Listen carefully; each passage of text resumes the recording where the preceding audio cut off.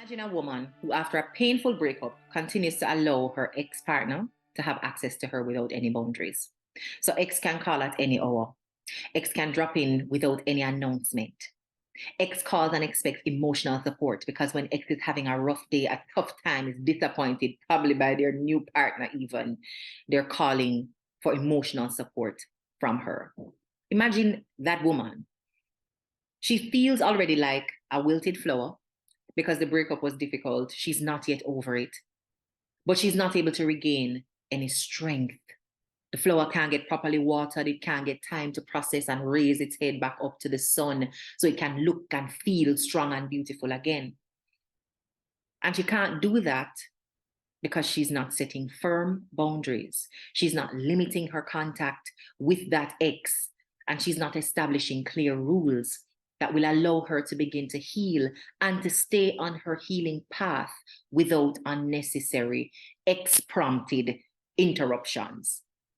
Without setting those boundaries and rules, she does not get to create the space to start watering her garden again and nurturing herself back to a space of vibrancy. Sometimes we underestimate the impact that a breakup has had on us. We don't want to seem soft. We don't want to look like we are complaining. We are exaggerating about how hard something was for us. And so we minimize the impact of it. But let us be honest with ourselves. Depending on the intensity of that emotional connection, what you could be experiencing right now is something akin to a storm. So having a beautiful garden of flowers, they were blooming, they were tall, they were bearing fruit, and then a storm hit. That garden and its beauty would have been your emotional centeredness, your calm, your flourishing, your thriving, your peace, your joy, your happiness. And then a storm hit, the breakup, that uprooted so much of what you had come to depend on and accepted as ideal, perfect, beautiful for you and your life. If you are to return to that uprooted garden, damaged by the floodwaters and the storm winds, you can't have people trampling as you are moving in with you. So the same amount of foot traffic can't be allowed. But more importantly, you have to spend time focusing on what your garden needs to be well and not looking to see what somebody else might need and how they are going to be interrupting you now, and you stop what you're doing so you can serve them. Otherwise, you'll never get the time and you'll never commit the energy and the focus, and you will certainly not be consistent after you start in order to tend and rejuvenate your emotional garden. And that's why boundaries are important. In this video, I'm going to share with you why you may be afraid to set boundaries after a breakup, what questions you need to ask yourself after a breakup so you can decide the boundaries you need to set, what triggers could tempt you into compromising those boundaries, and a list of possible boundaries that could support you on your journey to healing.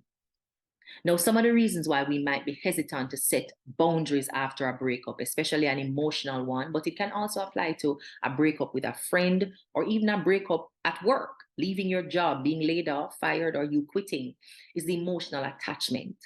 Where there are intense emotional connections, it can be difficult to set clear boundaries if you have a lingering feeling of desire, of want for that person. And so if you still want them, you still want the benefits that are attached to them or the job, if we're thinking about your work situation, it's going to be hard to set a boundary and you'll feel afraid to set it because you don't want to say goodbye to what comes with being a part of their life or them being a part of yours. It's important for you to settle for yourself, your own self-worth, and what you bring to the table, and why it is important for you to protect what you bring to the table so that you do not invite people who have good things and nice things to come and sit at your table, but while they're sitting there, trample all over the house that you've built. So don't allow what they bring to the table to mash up your whole house because you're looking for a nice meal or a nice dinner party that everybody can come to and tell you how great you did. Emotional attachments are usually attached to a desire. So this thing that you can't separate from is a desire that it satisfies, a desire that you've told yourself only they can satisfy. And you now need to ask yourself, how can I satisfy this desire for me. Another reason that you could be afraid to set a boundary after a breakup is that you're afraid of loneliness. If you don't know how to be alone without another person and another body, of course it's going to feel like loneliness because you don't know how to find joy with yourself. And you can imagine if you can't find joy with yourself, constantly looking to bring another person into that space only temporarily satisfies the need you have for joy and peace. And then you put so much weight on that person to continue to provide you with happiness because you don't know how to be happy with and by yourself. Low self-esteem is another reason why we find it difficult to set a boundary. Because so much of you and your worthiness is wrapped up in that person, setting a boundary with them means losing the parts of you that you think make you worthy. Go back to the first recommendation I made.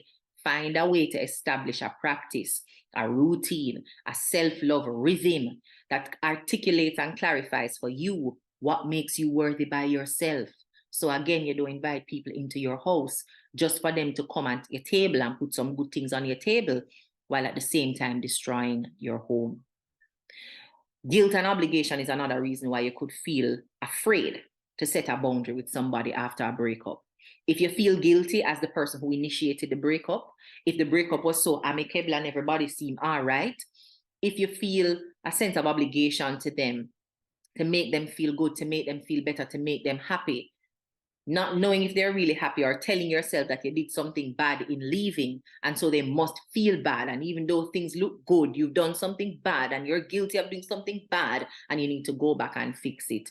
The sense of guilt and obligation will cause you to remain connected when you should disconnect and set a boundary. So set the boundary knowing that even if you did something that hurt them, it was good for you. A boundary is not about hurting people, although some people take offense to it and some people will be disappointed. It's about understanding what is in your garden and deciding if you want to protect that at all. It's your garden, right? You decide where you're going to put up the fence. If it's a 10-inch fence, if it's a 15-inch fence, you decide. But it's ultimately your decision whether or not you're going to try and protect what you have inside of you, or to grow something inside of you if you feel like you don't have something worth protecting as yet. And another reason could be social pressures. And this can be from your family members and your friends who think that the influence that this person may have had is not something you should lose. The benefits that they bring to your life are so great that whatever problems you have are small in comparison to the great benefits, and you need to swallow your pride and do what is smart, do what helps your career, do what advances your brand and your social status. They could be doing it for those reasons, but also for less sinister reasons. They grew to like the person. They have other engagements with the person. Maybe they started a business with them. They're doing some kind of project. They go to the same church. They're involved in the same extracurricular activities. So they don't want the discomfort of dealing with your ex. They'd rather you guys be together than apart, so they can enjoy whatever commitments and activities they are engaging with the person. They're familiar. They've gotten comfortable. They don't want to change the relationship. So why are you going to change it? Those social pressures can cause you to stay where you do not want to stay for longer than it serves you to stay there. And again, have people in your garden destroying it because people on the outside of your garden like to see them in there. But remember, you are the one who experiences 100% of the impact. Yes? So while they may have 100% of the opinions, you experience 100% of the impact. And you can't allow people who don't experience the impact to be informing in totality, because you can take a little advice, but to be responsible for making decisions in your life. Who experiences 100% of the impact? You. So here are 3 questions that you can ask yourself to help build up some courage and a sense of inner stability as you consider setting a boundary coming out of a breakup. First of all, what emotions are you feeling? And you can ask that in the first person, what emotions am I feeling? When you think about the breakup, are you feeling sad? Are you feeling angry? Are you feeling anxious? Are you feeling happy? Because some people after their breakups, they feel quite good and they feel guilty for feeling good because they think they did something bad and they don't want anybody to think that they are a sociopath finding joy while somebody else is sad. But at least to yourself, in your journal, in your notebook, as you do your prayer and your meditation, ask and answer, what emotions am I feeling right now? Understand the emotion. And sometimes it's not just one, sometimes it's a mix, sometimes it's joy, sometimes it's sadness, sometimes it's anger, sometimes it's fear. What are you feeling? The first thing or the first step towards healing from the storm, reorganizing the garden, nourishing and reestablishing growth, acknowledge the feelings. What does that that experience feel like for you? That's your first step in getting to healing. The second question is, what did I learn from this relationship? Now, when we experience a breakup, we tend to go to extremes. Yeah, very rarely do we get a balanced view immediately after. We experience a breakup and we start to think at one extreme end how awful the person was, all the mistakes that they've made, all the red flags that we saw, all the sacrifices we made to put up with them, how ungrateful they are for what we did, how they betrayed us, and how terrible and sinful and definitely going to hell they are. Or we move to the other extreme and we talk about how awful we were and how we were undeserving and all the mistakes that we made and why we will never have joy in life and why we need to be desperately chasing after this person and how we are nothing without them and we have no future without them, and we curse and we quarrel and we beat down ourselves. In fact, I won't just stop at 2 poles, because sometimes we find 4 cardinal extremes to go to. So we assess how awful they were and we settle there. We assess how awful we are and we settle there. Or we look at the extreme things that we lost in the relationship, all the things that they took away from us and we will never get back. And so we are in the losing column and life can't get no better. Or all the things that they gained. They gained all of this from us. We built them, we made them, and now we won't be there to reap their awards because these are all the good and fantastic things that we have now lost. They're evil. We're stupid. We've lost everything. They win and they take everything. And now they're happy and I'm sad and distressed. Wherever you are at those 4 cardinal points, there's wisdom at each side of the spectrum. But we have to ask ourselves in a fair way, what are some of the lessons that we gain in the relationship? What did it teach you about yourself? What did it teach you about what you are willing to do to get your needs met by somebody else? What did it teach you about how you handle conflict? What did you learn about your ability to handle disappointment? What did you learn about your life goals and your life plans? Your ability to make plans without this person or your inability to? What were the positives? What were the negatives? The positives about their character and the positives about your character and what both of you brought to the table. The positives about what you would have gained and the positives about what they would have gained. And then you look at the negatives again. Negatives about them. Negatives about you. Losses that you are registering. Things that they are taking that you probably can never get back. But do an assessment around what you have learned. And the third question, from that assessment now, you ask yourself, what are my long-term goals for healing? You can't have as your ambition to stay hurt. You can't have as your ambition to stay in the losing column, to stay angry, to stay bitter, to war with life for the rest of your life. Time is passing. You don't get another life. If you've invested time in something, it has not worked out, the breakup has happened. Okay, we're feeling what we're feeling right now. This is what makes it hard right now. Maybe you need a period of sadness. That's fine. But after that, the question I want you to ask yourself is, what are your long-term goals for healing? Because you are responsible for taking care of yourself. So the garden is destroyed. It mashed up. Everything is unearthed. Let's look at it. What are the goals I have for rebuilding this garden? And when you answer that question, then it allows you to answer the fourth and final question, what boundaries do I need to set moving forward? And you can get to that answer if you don't know what the boundaries are that you need to set by asking what boundaries were crossed that made me feel undervalued, disrespected, unseen, unheard, or violated. And if you can assess, probably from asking what you learned from the relationship and what was on each cardinal point, you can identify what boundaries were crossed that you did not appreciate, right? What boundaries do you need to set moving forward? Or you can ask or get to those answers by asking what boundaries were crossed. When you know what boundaries were crossed, it helps you to identify what boundaries you want to set moving forward. And therefore, you can start build up back your fence now in order to focus on your garden. And then it takes us into the third set of things that we have to consider are the triggers, because we can't leave ourselves careless and vulnerable to the winds of other people's behavior, which can shake and rock the boundaries that we're trying to set. But more importantly, we can be tempted, like the story of Eve with apple, we can be tempted to compromise on our boundaries, the things that we say we will not do or we were not going to do. We can be tempted to cross them. So even as you're setting the boundaries, you have to bring into a sense of awareness what is likely to tempt you to violate those boundaries. A couple of things. One, mixed signals from the person who you've set a boundary for. They can send you mixed signals by trying to communicate with you with a sense of confusion and uncertainty. So it leaves questions in your mind. And because the human mind likes completion and order, you chase the person, you call them, you go to dinner with them, you spend the night trying to answer some questions because some things are just not clear and you feel a little confused.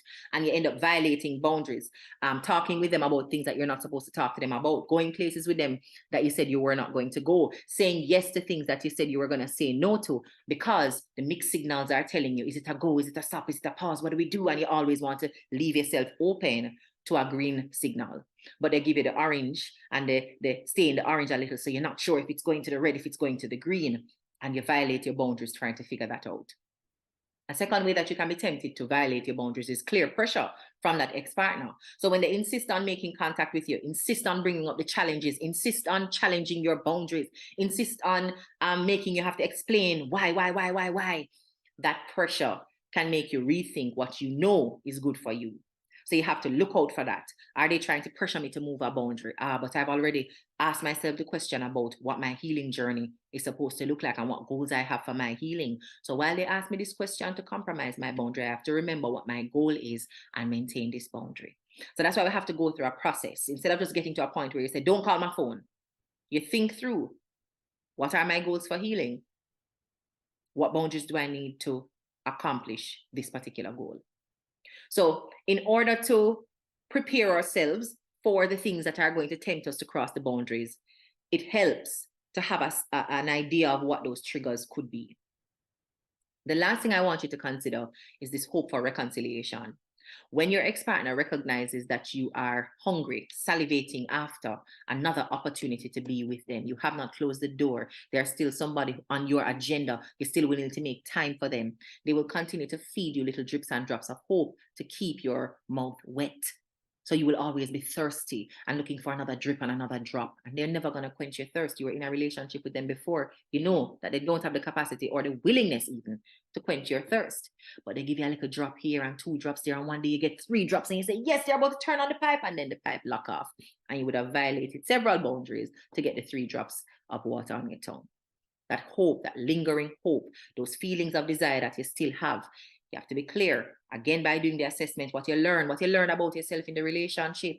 What are you willing to do to get comfort and to get validation from somebody else? What are some of the boundaries that you allowed to be crossed? Some you don't allow, but others, you sit there and you allow them because you want something from the person that you have not figured out how to give to yourself. Answer those questions clearly, because if you don't, no amount of boundary that you set is going to work. You can't build up a fence and then go around at the back and give the person a key to come back in. Don't make sense. So what are some ideas around boundaries you can set, having gone through that reflective and critical thinking process around what is needed to restore your garden? I'm going to give you my 3 favorite boundaries, right? From my own experience. A no contact boundary. Sometimes we're not going to talk to each other. We're not going to follow each other on social media. We're not going to be accessible to each other on WhatsApp. If phone number have to change, phone number have to change. If somebody has to get blocked, they're going to get blocked. If I'm going to register your email as a blocked contact or as spam, going to do what I have to do, because I know that the space that I'm in this season of my healing journey, seeing you is going to bring up some things for me that I'm not yet able to handle responsibly. I don't want to be triggered into anger, triggered into sadness, triggered into anxiety. So to protect myself, boundary, I'm building up this fence around my garden. I want my sunflowers back. Because I want my sunflowers back. Set up the boundary, no contact. We're not talking to each other. Don't mean I hate you. Or maybe it has to mean that. Whatever it works for your psyche, because some of us have to have the negative energy around it so we can be consistent. But the important thing is to set up the boundary. And for me, a no contact boundary works wonders. A communication time boundary is also one that I recommend, especially if you've gone through a breakup with somebody who you have to work with or make decisions with in the future. So let's say it's a friendship breakup, but you and a friend run a business. It's a relationship breakup, but you have a child or children with that person. A relationship breakup, but you guys have shared assets that have to be negotiated and split. There's a car that you are sharing, whatever it is, bank account and bank statements that on a monthly basis you guys have to rectify, or you have to set some dates to go in and sign some paper to make certain things final and separate. But until you get there, you will have to talk about some things, right? Set a communication time boundary. We have specific and set times during the week when we talk about certain things. So you don't call me when you feel like call me. Middle of the night, video calling me to tell me that you found a shirt, you found a shoes, you found underwear, you found my bag, you found some jewelry. No, No. On Wednesdays and Thursdays is when we have our conversations, and those conversations are from 10 a.m. to 11 a.m. Make everything fall in the conversation. If anything pop up Friday morning, if it pop up Thursday night after we spoke Thursday morning, wait until Wednesday, unless it's an absolute emergency.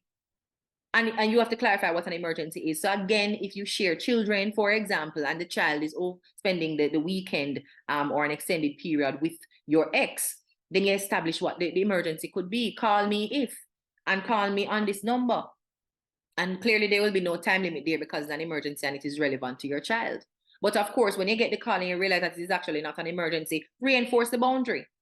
Don't call me about these things unless it's Wednesday and Thursday when we're having that conversation. Or remember, I told you not to call me about these matters after 7 p.m. So tomorrow morning at 8 o'clock, we talk again. So set a communication time boundary. Another boundary that you may want to consider setting is an emotional boundary. And this is to establish what you're going to talk about and what you're not. Things that compromise the emotional healing that you need include reflecting on past issues in the relationship, essentially drudging up things in the relationship that carry pain or that bring up nostalgia, right? Make you feel soft, make you want to cry, make you long for the person again. Limit the communication to matters that are essential only. Nothing about our past relationship is going to be discussed. And then nothing about our present and future relationships with other people are on the table for discussion either. Privacy is important, and we're also setting up an emotional boundary that, yes, you and I experience these joys, but we're not going to reflect on them together on our phone calls when we're discussing how we're going to split the house or how the childcare duties and the schedule for visitation is going to work out. That's not what this call is for. I have an emotional boundary around these issues. And another boundary that I want to recommend to you is around mutual friends and family members. Depending on the nature of the relationship or friendship that you had with the person, they may be significantly ingrained in the family that you have or the friend groups that you're a part of. So you will have to set some boundaries with your friends. We're not going to talk about or break up with these friends, okay? We share these friends and we're not going to give all these details to them. Can we agree to that? They can agree and still go do what you said they weren't supposed to do, and you can't beat them for it and you can't carry them to jail for it. And so the other way that you can help to enforce this boundary is to let the friends know that as a group of friends, you know, we were together, we have separated. I'm not comfortable with sharing the details and I'm asking you not to prod and to prompt. And if you hear us either deliberately or without awareness sharing certain details and going down a particular path, please feel free to remind us that you are not comfortable having this conversation and that we had asked you to respect this particular boundary, and because you want to respect the boundary, you're going to ask to change the subject. With those two things in mind, it raises the likelihood that the friends won't feel like they're caught in between the two of you at the point of breakup. And the same principle would apply for family members. Let the person know or come to an agreement that you're not discussing this with your family. You're asking them not to discuss certain things with their family. If the families are friends, you're not, we're not going to do that. And then also let the family members know what you're comfortable talking about, what you're not, what you would consider a violation of boundaries related to this previous or past relationship, and ask them to honor that. It is critical to have boundaries after breakup. If you don't establish a boundary, you may be tempted to go back into the space, to open your fences and your doors again to the very thing that destroyed your garden. And if you want to raise the likelihood and increase the ability that you're actually going to build a better garden next time and improve the way that you are experiencing life and to feel more joyful and to feel more hopeful, it is so critical to set a boundary so you can focus while you work, so people don't trample on the leaves while you are working, so people don't come and compromise the thing that you are building in order to make themselves comfortable, and so that you are not cultivating and curating a garden to please other people, but a garden that will truly please yourself. If you're not careful, and there's a powerful analogy that brings this to life, if you're not careful, you could end up like someone who is bitten by a snake, and instead of pausing to check if there is venom and toxin in their body, trying to drain that out and heal themselves and get out of the way that they were in to make sure another snake don't come and bite them, instead of doing that and focusing on their healing and their wellness, they start to chase the snake because they need the snake to explain why the snake bit them. They need the snake to apologize for biting them. And they need the snake to understand that they did not deserve to be bitten. Those are the kind of snakes that will bite you again. The ones that know that you need closure from them.